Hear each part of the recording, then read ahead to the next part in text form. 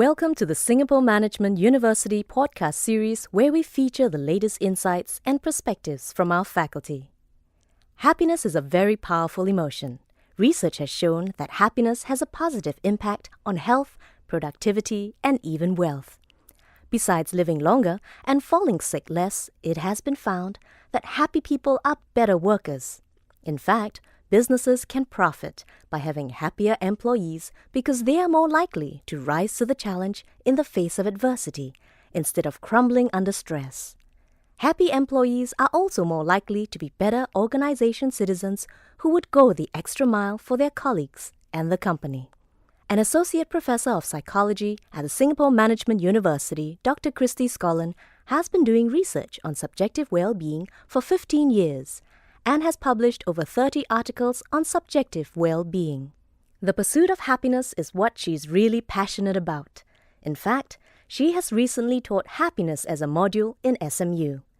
The course received very good responses from students who were introduced to the science behind this emotion. In this podcast, Professor Christy Scollin shares her insights and knowledge about subjective well-being, especially focusing on happiness and its cultural comparisons among Singaporeans and Americans. Professor, we know that you have done some really interesting research on happiness. How would you define happiness? Can happiness be taught? Is it something that can be learned or acquired? The word happiness has a lot of meanings in everyday discourse, so researchers prefer to stick to a more precise definition. It's usually defined as a combination of two things. Number one, having overall high life satisfaction, which is the feeling that your life is pretty good. And number two, having more frequent pleasant emotions than unpleasant emotions. So in other words, feeling good more often than feeling bad. In subjective well-being research, we are mainly concerned with how people feel overall. So in any instance, you can feel happy or angry depending on what's going on, but what researchers are more interested in is in the aggregate of these momentary states. Now, you might ask, how can we measure life satisfaction or emotions? And the answer is pretty straightforward. We simply ask people how they feel about their lives. The reason for this is what we're talking about, and what we're interested in is subjective well-being. Not objective well-being. We're interested in subjective well-being. We're interested in how people feel about their own lives. So it makes sense just to ask them. People are the best judges of their own lives, and it really means something. For example, if someone were to say to you, I feel really depressed, I feel like my life is not worth living, well, that means something, right? We wouldn't dismiss that easily. We would pay attention to that. So in the same vein, if someone says, I like my life is really good, I'm satisfied with my life overall, that means something too. So just because something is subjective doesn't mean that it's worthless. Now, can happiness be taught? Well, in my class, I don't necessarily teach how to be happy. My class is mostly about the science of happiness. So we discuss how to study it, how to measure it, what are the major discoveries in the research on happiness. Some of this includes scientific studies on how to increase happiness, but we also discuss behavioral genetic studies that show that happiness, a good proportion of happiness, is heritable. Can you teach people how to become happier? Yes. There are some scientifically tested techniques for increasing happiness, but the research is new and nobody has studied how long the effects last. So, you may be able to do an intervention where you can increase happiness for a week or 2 weeks, maybe even a few months or half a year. But after that, we don't really know how long these effects last. My guess is, taking what I know from genetics, personality, and the environment, is that if you want to become happier, and if you are a very unhappy person to begin with, it's going to take more than a quick fix. So you can do a little meditation once a week, but it's probably not going to get you there. The reason is we develop habits. We develop cognitive habits over time, over our lifetime, and these can be hard to reverse. You have to practice new habits, and it's not easy. It takes a lot of effort and a lot of time. And there are also things like sleep and exercise and diet that will affect the brain and the body.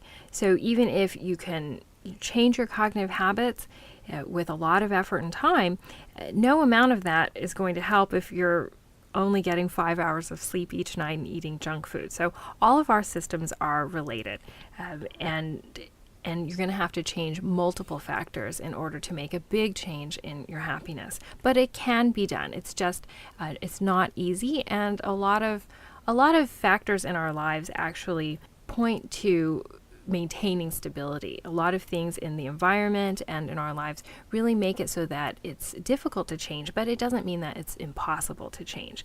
Now, if you're already happy and you just want a little boost in happiness, or if you're unhappy and you need a short-term boost, then there's definitely some scientific techniques that can help. So things like loving kindness meditation, or gratitude interventions, keeping a gratitude journal, or practicing random acts of kindness. These are things that have been scientifically tested, and they can help. We understand that your module on happiness was very well received by students. Is it important for young people to learn about happiness? How do you teach the subject in class? Most people are curious about happiness. After all, who doesn't want to be happier? But young people are especially curious about this topic. This is a time in their lives when they are defining their life's priorities. They're asking, is there more to life than getting good grades, getting a good job, and making lots of money? This generation isn't defining itself solely by material acquisitions. They want more out of life. I also teach the class from a very scientific perspective. Honestly, the students probably thought it would be an easy subject, but they got a big surprise after the first exam. They thought, oh, this is happiness. This is a topic I know something about. It should be easy, but it's actually very hard. And I think it's important to teach the class from a scientific perspective, because nowadays everybody is an expert on happiness. Your grandmother probably has some ideas about how to be happier. You just Google happiness and you'll turn up thousands of self-help experts. And unless you're doing the research like me, how do you know who to believe? How do you know whose advice to follow? And this is where the research comes in. This is where science is really important. Science helps us to separate the wheat from the chaff, so to speak. Science helps us to determine what works and what doesn't work. Science helps us to learn what interventions really can boost happiness and what cannot. You have also done some cross-cultural comparisons between Singaporean and American students. Could you tell us how similar or different their perspectives of happiness are? In my own research, I've mainly looked at cultural differences in perceptions of the good life, not so much on cultural definitions of happiness per se, but I will say that other people's research, not my own, has shown that Americans define happiness more in terms of their personal feelings, but East Asians define happiness more in terms of both personal feelings and social norms. So they consider how they feel inside, but they also consider whether they're leading a life that is that meets the expectations of important others like their family and their friends. Now, in my research, I focused on East and West cultural differences in how people define the good life. So I'm really interested in what are the ingredients that people think are important, are essential to creating a good life. And what my colleagues and I have found is there are some similarities and there are some differences between Singaporeans and Americans. So both Singaporeans and Americans value happiness and meaning in life. They think in order to have a good life, you absolutely have to be happy and you have to have some purpose in life. But where they differ is when it comes to money. All things being equal, everyone, of course, would rather have more money than less money. But for Americans, wealth is not essential to the good life. However, for Singaporeans, wealth was pretty important to the good life. Now, it was still not as important as things like happiness and meaning in life, but it was still pretty important to Singaporeans. So I thought this was really interesting. And so my colleague Derek Wirtz and I set out to delve a little bit deeper here to find out what's going on. And we conducted an experiment where we asked people to visualize their lives from either the first person perspective or the third person perspective. Now, from the first person perspective, this is visualizing your life from the inside out. So through your own eyes. And it would be using words like I and me to write a story. So when you're talking about what you're doing, say, I did this, I did that. But from the third person perspective, this is visualizing your life from the outside in. So it's almost like an out-of-body experience where you can visualize yourself like you're floating above yourself and you see your whole person, right, in the context of a situation. And in terms of writing, third person involves using pronouns like he or she. So instead of saying I did this or I did that, it would be she did this or she did that. So an interesting thing happens when we put people in this third person perspective. What happens is wealth becomes more important to the good life, and things like happiness become less important. And we reasoned that this third person perspective is more like living in a collectivist society. So in a collective society, you are constantly aware of how you fit in your context, and you're constantly aware of how others view you, as opposed to the first person perspective, which is a little more American, where there's less regard for how others view you. So when we make people aware of how others view them, then the objective goods in life, things like wealth, become more important to the good life. And the reason for this is these objective goods are things that are visible. They're things that can be compared across people. So thinking about how others view you activates some kind of social comparison, and these objective goods are things that can be compared across people. We all know that it is important to be happy. But what are the consequences or positive outcomes of being happy? One of the major findings in subjective well-being research is that happiness is good for you.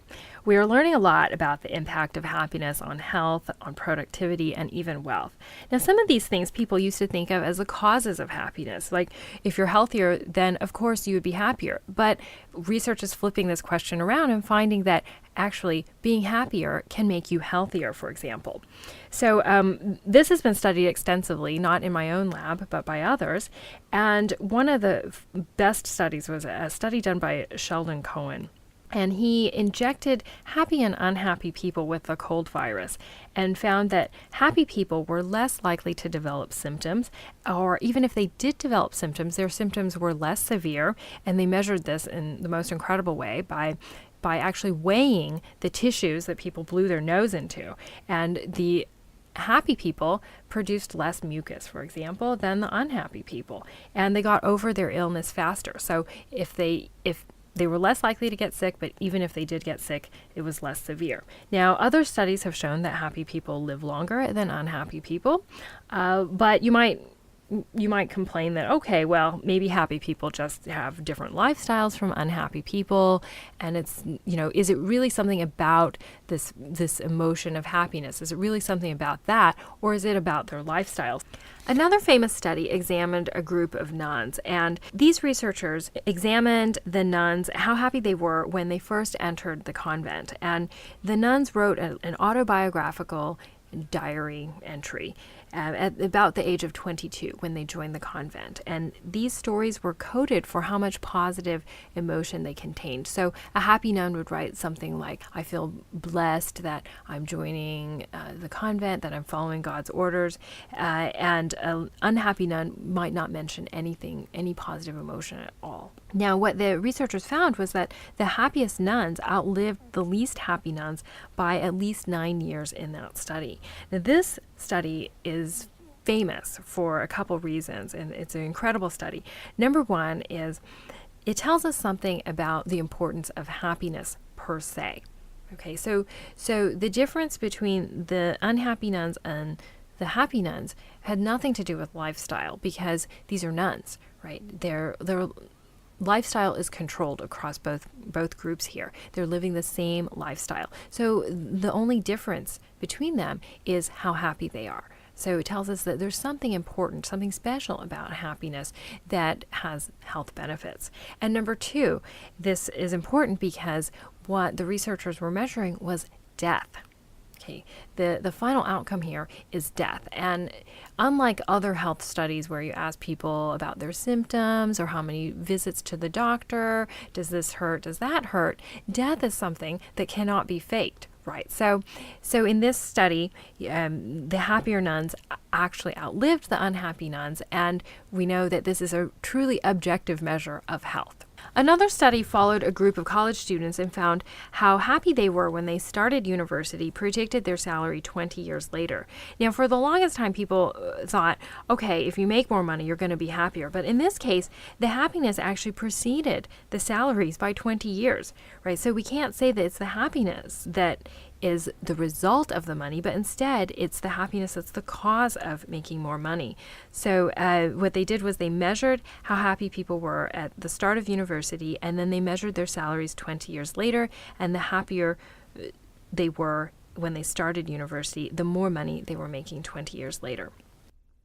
Now, if we zoom in on the workplace or business environment, how important is it for managers and for businesses to keep their employees happy? Well, happy employees are good for the business for a number of reasons. First of all, in terms of health, happy people are going to be healthier, they're going to take fewer sick days, but they're also probably going to be better workers when they are there. So they're going to engage in more organizational citizenship. They're going to go the extra mile, do things that help the organization perhaps run more efficiently, run more effectively. They'll help a coworker when a coworker needs help, even though it's not in the job description. So they'll go the extra mile. And even if a manager is totally heartless and doesn't care about whether the employee is happy or not, the bottom line is the happiness could affect the profits. If you just, in terms of sick days alone, I think it could make a big difference. So even if you